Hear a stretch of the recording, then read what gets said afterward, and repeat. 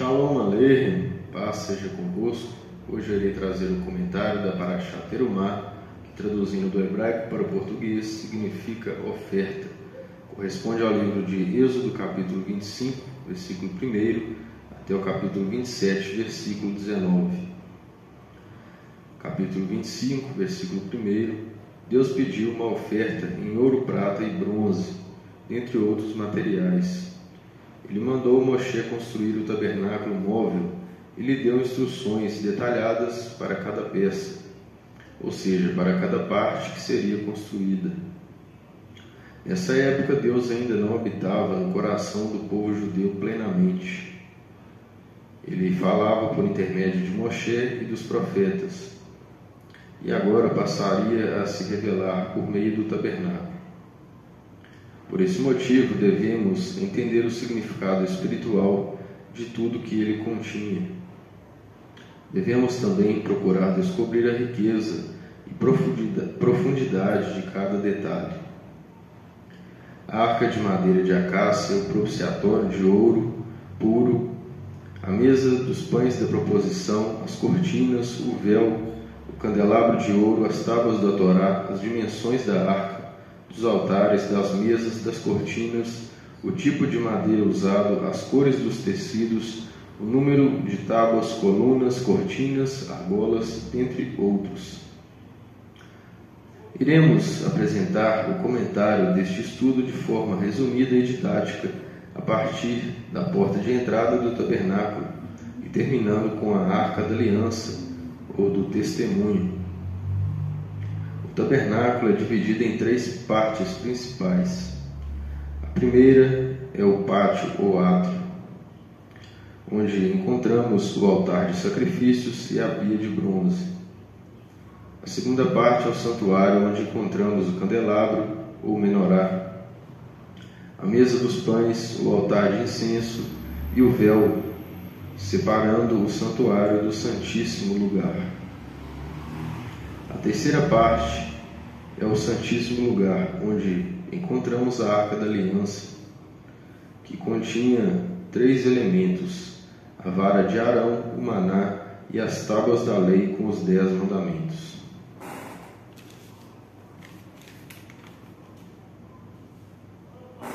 O tabernáculo media 100 por 50 côvados, ou 50 por 25 metros, aproximadamente, cercado por cortinas de linho retorcido, sustentadas por colunas com uma porta ampla e bela.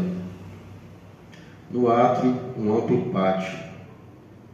Logo à porta, o primeiro objeto do tabernáculo, o altar do holocausto, de bronze, onde os animais eram sacrificados para expiação dos pecados.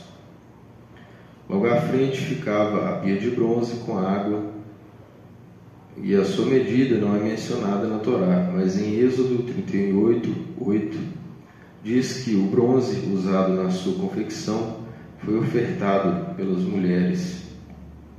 Eram seus espelhos, pois não havia vidro naquela época.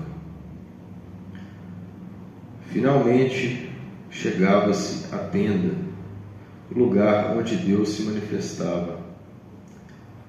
Ela media 10 côvados de altura, ou 5 metros, e era coberta por 4 cortinas sobrepostas. A primeira tecida e bordada em azul, púrpura e escarlate, sobre o linho puro retorcido, e a segunda feita de pelos de cabras, e a terceira de pele de carneiro, e a quarta de pele de animais marinhos. Essa cobertura era resistente às condições climáticas do deserto. Suas cores têm um significado espiritual. Tudo o que havia no tabernáculo estava relacionado ao Messias. Tudo ali era uma figura e sombra das coisas celestiais. Vejamos agora os significados dos principais detalhes do tabernáculo, resumidamente. A porta. Ao recebermos o Messias, Yeshua, como nosso Redentor e Salvador, entramos pela porta do reino de Deus. Éramos do mundo das trevas e entramos para o reino da luz. Yeshua é a entrada para a vida e a nossa reconciliação com Deus. Na Brit Hadashah, ou Aliança Renovada, encontramos revelações de caráter messiânico que fazem alusão a esta porta. Em João 10, 9 e 14, 6, está escrito que Yeshua é a porta. Em Mateus 25, do 1 ao 10, está escrito que um dia a porta se fechará. Em 1 Timóteo 2, 5, está escrito que só há uma porta. O pátio representa as primeiras experiências com o Messias. É um local descoberto que recebia o calor intenso do dia e o frio e o sereno da noite. Ainda sofremos altos e baixos no início da caminhada espiritual no reino de Deus. Depois que recebemos o Messias, que é o fator principal apregoado pela Cabalá messiânica, teremos uma longa caminhada com Ele. Nessa fase, o mundo, os amigos e até mesmo nossos familiares podem nos rejeitar, porque percebem que agora tomamos uma decisão por fé. Entregar o controle das nossas vidas nas mãos de Deus e não ser mais autodependentes espirituais. Ou seja, agora buscamos viver de acordo com a vontade de Deus conhecida através da sua lei, e não mais de acordo com os nossos próprios instintos. O altar era feito de cobre e madeira, significando o julgamento das impurezas, onde o animal era sacrificado e o sangue derramado para a purificação do pecado do povo. Deus falou ao homem por intermédio desses símbolos para que o sacrifício eterno de Yeshua para a remissão dos nossos pecados fosse entendido. Ele é o nosso advogado junto ao Pai, que perdoa nossos pecados, pois Ele fez por nós uma expiação perfeita e eterna, quando morreu para nos salvar, cumprindo assim a vinda de Mashiach ben Yosef, o Messias que seria rejeitado e morto, mas que será reconhecido por todos quando voltar como Mashiach ben David, para implantar o seu reino com sede em Jerusalém. A pia de bronze era onde o sacerdote lavava os pés e as mãos, antes de entrar no santuário, para se purificar de toda contaminação.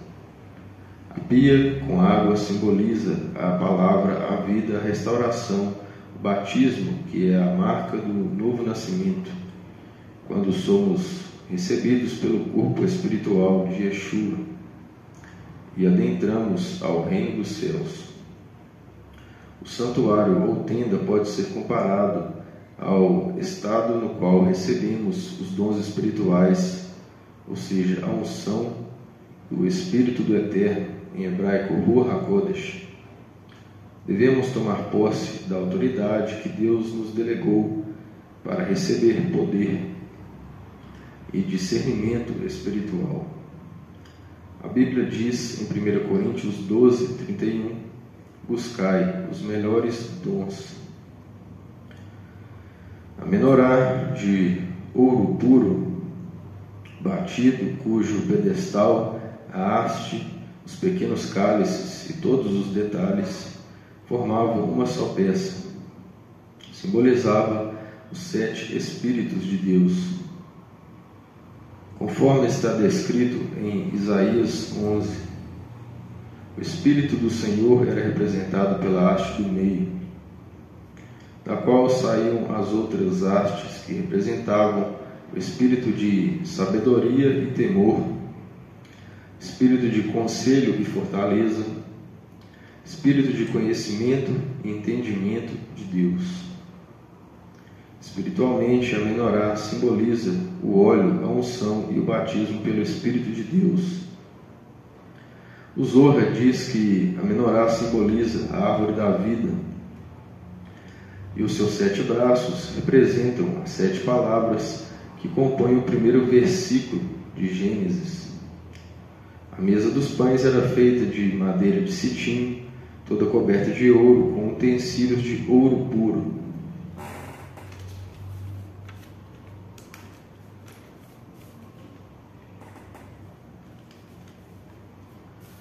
Nessa mesa se serviam 12 pães de trigo, simbolizando as 12 tribos de Israel. O alimento espiritual é a palavra de Deus. Yeshua trouxe união para o reino de Deus através da palavra. Por isso, ele é considerado o pão vivo que desceu do céu, conforme está escrito em João capítulo 6, versículo 35.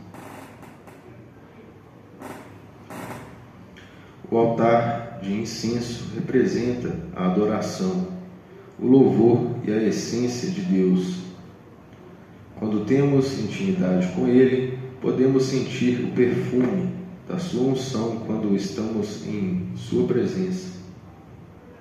Através da comunhão espiritual que o relacionamento com Deus nos proporciona. O incenso também simboliza as orações dos justos. Depois que passamos pelo santuário, vemos a cortina de tecido de cor azul, púrpura e carmesim, de linho fino sustentado por 4 colunas de madeira de acácia, revestidas de ouro e prata nas bases.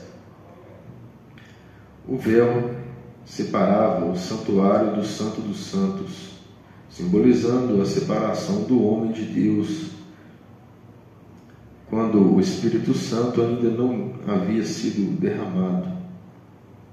Yeshua rasgou o véu que nos separava de Deus, e agora todos temos acesso livre ao Pai, conforme está escrito em Mateus capítulo 27, versículo 51.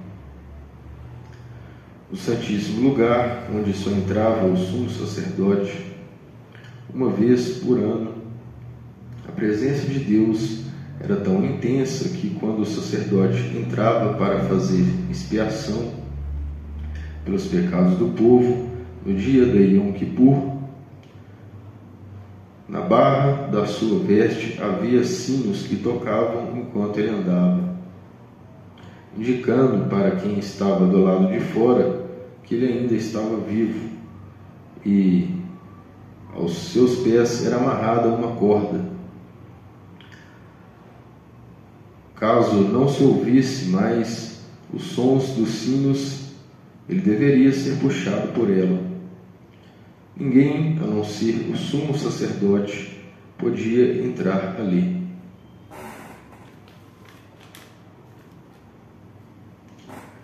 A Arca da Aliança representava a aliança de Deus com o ser humano e também a presença de Deus em um local permanente. O que Deus quer é habitar permanentemente dentro de nós. O tabernáculo era uma sombra das coisas que viriam.